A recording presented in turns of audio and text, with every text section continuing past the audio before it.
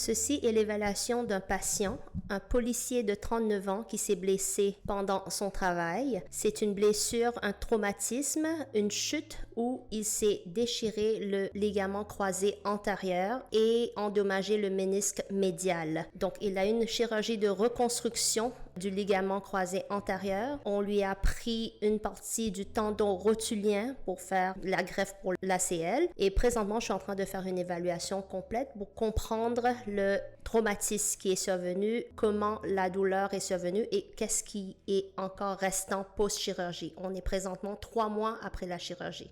Il dit avoir encore une petite douleur à l'interne du genou, donc au médial, au genou, à l'attache des adducteurs et à l'attache du sartorius. Un autre thérapeute avait déjà fait une évaluation, on lui a déjà avisé que c'est possiblement un problème du sartorius. Le sartorius, on peut détecter les gens qui ont un problème au sartorius ne peuvent pas justement croiser les jambes. Donc je suis en train de tester pour voir si on croise les jambes, ici au mouvement forcé, résister, on peut recréer la douleur. Dans son cas, il n'y a pas de douleur au mouvement résisté. Il est capable de convenablement faire la rotation externe de la hanche et une rotation externe du genou.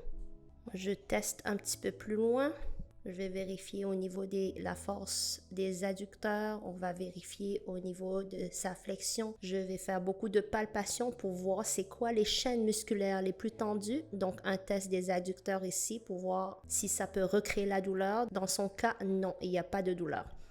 Je vérifie la cicatrisation pour voir si la cicatrice s'est bien réparée, qu'il n'y a pas d'adhérence avec les tissus sous-jacents. Dans son cas, il a beaucoup lui-même travaillé sa cicatrice, donc c'est une très belle cicatrisation.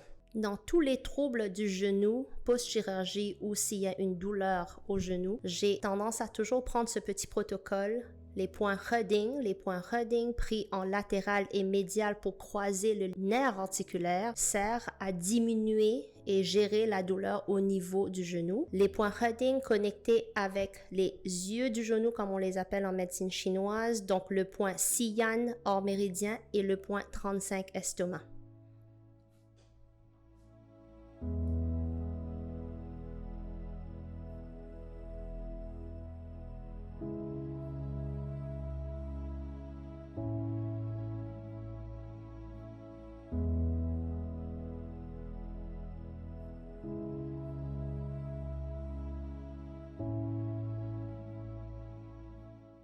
Basé sur ma palpation, je vais choisir les meilleurs points gâchettes du quads antérieur, tous les muscles des quads latéral, intermédiaire et vaste médial pour essayer de les stimuler parce que depuis sa chirurgie, il a plus de faiblesse au niveau des quads. Il a du mal à encore activer les quads et il compense beaucoup de sa chaîne postérieure des ischios. Donc, je vais stimuler les muscles des quads et je vais relâcher les muscles des ischios après.